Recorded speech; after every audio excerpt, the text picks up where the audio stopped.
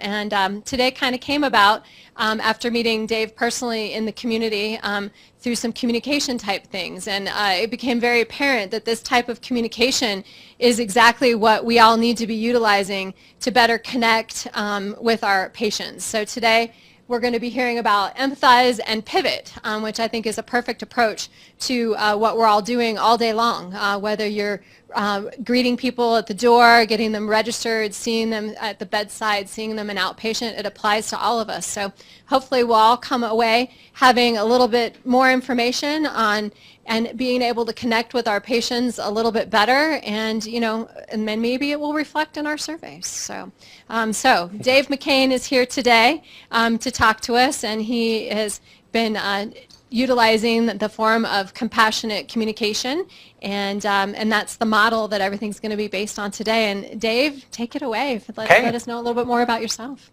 Thank you. I guess you can put that one over there. Yeah, that's right. That's right. You're all connected. Well, my name is David McCain, and I see my life purpose as helping people communicate more effectively and experience more joy in life. And I do work with individuals in different forms, one-on-one, training, mediation. And I also work with organizations to help them get their work done more effectively, efficiently, and enjoyably. So I am really pleased to be here today. I wanted to give a special thanks to Kim and Paul for making this possible. It's always a joy for me to be sharing these skills, and especially with people that are doing such important work as you are every day. So just so I can get to know you a little bit better, how about we just do a raise your hand if you're a PT? Okay, OT, speech and language specialist, and other. Okay, good, thank you. So my wife's a physical therapist in town, so I have a kind of an affinity for PTs, but I think what I'm going to be sharing will generalize across all these professions. So what I'd like to do right off is to invite you to turn to page 2 in your packets. Does anybody need a packet? Raise your hand if you need a packet. So we'll start with our purpose. This is what I really want to focus on today, to help you develop skills to better connect with patients and deliver care. So that's what we're going to do today, and a couple learning outcomes that I want us to focus on. First, increasing awareness of universal human needs. Universal human needs are the core of the process I'll be talking to you about, and you'll have a greater awareness of those as we finish. And then developing your capacity and the skill of empathy. And it might be a little different definition for empathy than you're used to, but we're going to work on that. And then ultimately improve your skills in connecting with your patients as a means to improve care. I'm really wanting you to take away from this concrete skills that are going to help you do your job more effectively. So the path that I would like us to take to get there, introduction. After I do this introduction, we'll have a little time for a check-in. Then I'll give an overview of the process upon which this training is based. Then we'll move right into this approach of empathize and pivot. And very briefly, the two parts of this process are first listening deeply to someone with an emotional concern and making a reflection that allows them to feel heard, and then pivoting to providing care, providing instruction. We'll do a little review, and then we'll do our closing.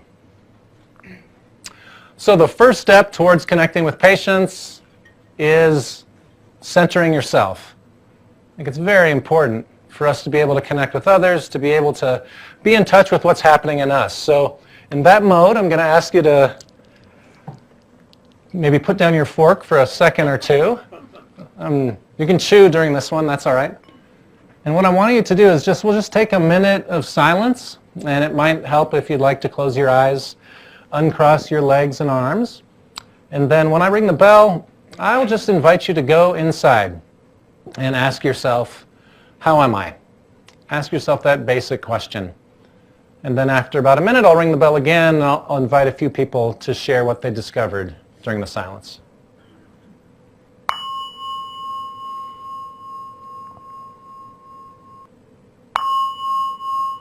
And when you're ready, I invite you to open your eyes and return your focus to our space.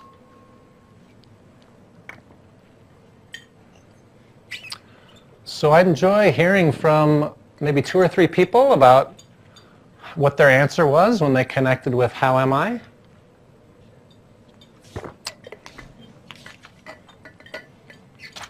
Yes. I feel busy. Okay. Busy. That's the first thing that popped into my head was busy. Lots of to-do lists. And it's both work and home. Okay. You know, kids and stuff like that. So that was my predominant feeling. I feel okay about it. Okay. You know, Yeah. because today's one of those days where I have a little time to get things done. So Okay. I felt positive. Okay, yeah, so observing kind of a lot to do, but feeling comfortable that you'll be able to take care of it. Yeah. Wonderful. That'll get done. Okay. Another person be willing to share how they are. Yeah. I felt peace. Peace. Peace and calmness and tranquility and just being outdoors. Nice. Okay, hopefully we can maintain that for the next hour and 40 minutes, 50 minutes. We'll see. One more person be willing to share. Kim.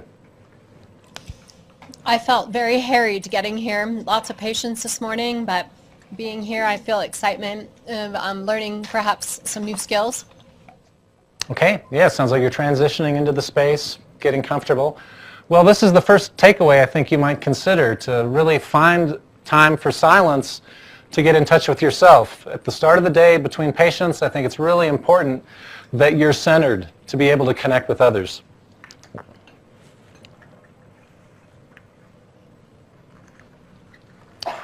And I'd like to just share a couple reminders that I often share at my trainings. I always like to bring flowers to my trainings for a couple of reasons as reminders. And one is that these are natural objects, and the process that I'll be sharing today is really not a foreign creation. It's really helping us get in touch with our nature. The founder of this process, Marshall Rosenberg, believed, as I do and as Gandhi did, that compassion, being in a flow of communication, an easy flow of communication with people, is our nature. That's how we're meant to be. It's just that our culture, in different ways, socializes us so that we communicate in ways that aren't as easy, where that energy is blocked oftentimes. So what we're doing today is really trying to get you in touch, have you kind of awaken that part of you, awaken your nature that is about compassion. And the second reminder is that these flowers are beautiful. I like beauty. And it reminds me that all of us are beautiful. I'm beautiful. Each of you are beautiful. We've gotten here because we have good communication skills, because we have good skills. So what I'm offering today isn't meant to replace those skills that you have, but it's really meant to build on those. So what we're going to be doing is building on skills that you already have. And then the third reminder that these flowers help me with is the idea of potential. And I was first exposed to some of these concepts in 1992 in San Diego, and I had a chance to introduce the founder of this process, Marshall Rosenberg. And off the cuff, I called him the Johnny Appleseed of compassion, because what he did year after year was to share these tools and skills around the world, just like Johnny Appleseed threw out apple seeds. And it took me really about 8 years before those seeds took root in me and I was able to flower. So my hope is that something of what I share with you today takes root, and hopefully sooner than 8 years, you will find some powerful benefits of it. So I'd like to introduce my helpers that are going to help us with the training here. And these are symbols used in the process of compassionate communication. And the first is the giraffe. And the giraffe is the symbol of compassionate communication. And the giraffe is this symbol for a couple reasons. One is that the giraffe has a long neck. And to be in connection, to be in relationship with others, we need to take risks. We need to stick our neck out. And the giraffe's very adept at that. And the long neck is also important because it gives us foresight. The giraffe's able to see over the trees and determine that he can get where he wants to go in many ways. And this is also important to connect with others. Realize that there's a lot of ways we can get where we're headed. And then secondly, the giraffe has a big heart, basketball-sized heart, 30-pound heart. So the giraffe is very connected to what's happening inside and can do a very good job answering the question I invited you all to answer: how am I? And when we're able to answer that question, we have a real leg up on being able to understand where someone else is coming from. And then the third, kind of lesser known quality of the giraffe is that they actually have a saliva, an enzyme in their saliva that allows them to digest thorns. Because when they're up in the, has anybody actually seen a giraffe in an acacia tree? Those acacia thorns are like 5 or 6 inches long. So it's inevitable that a giraffe, in getting sustenance, is going to run into thorns. And the giraffe is able to find some value out of those. And in the same way, we are going to hear thorny messages, whether they're from ourselves or from others. And to be in connection, to be in compassion, we need to be able to find value in those thorny messages. And I'll talk to you about how you can do that. So that's our giraffe, and he's going to be helping us as we go through the next hour and 45 minutes. And then we have the jackal. And the jackal is the symbol of language that might lead to violence. And there's a couple reasons, contrasting with our giraffe, that the jackal has this label. And first is that he has a very short neck. And that means he doesn't have a lot of foresight, and he ends up, when he's out in the forest, getting into this kind of situation. Only one way to get where he wants to go. And I know none of you do this, but the jackal does this. The jackal gets in a lot of trouble thinking there's only one way to get where he wants to go. And the jackal also has a very small heart, so I give him a little heart on the outside so he knows he has a heart. And that means he's up in his head judging.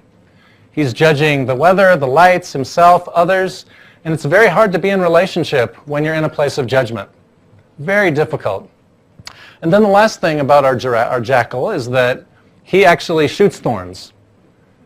He actually is the one that's communicating in a way that really makes you want to not be with them. And that makes it very tough to connect with someone who's in that space.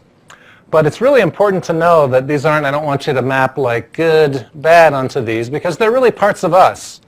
When we're rested, well-fed, when we've got a good sleep, had fun, we're in this place. And it's easier to connect with others. It's easier to connect with ourselves and others. And this is the part of us when we're a little tired, your shift is almost done, and you're maybe running out of steam a little bit. It's much easier for us to use language that might get in the way of connection. And for me, this is when I don't get my nap. I take an afternoon nap usually about 1 to 2, so you might see me getting a little jackal-y come 1:15. But it's important, the importance of these two things is that they can be shifted back and forth. And that's why I give the jackal a little red flag. When we identify that we're in a space of tiredness, fatigue, once we're aware of that, we shift back into this giraffe space. Because as I said, this is our nature, and we have access to it at any point.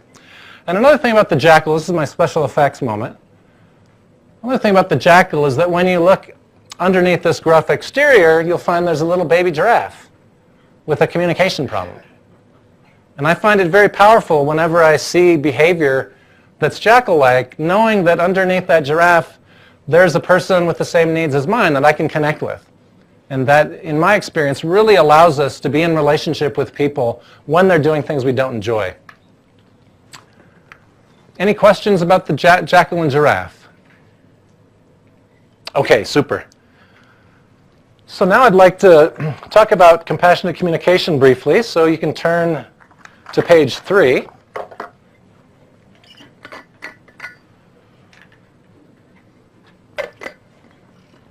So compassionate communication really is the best tool that I've found after a lot of searching to focus my desire to be in relationship with others.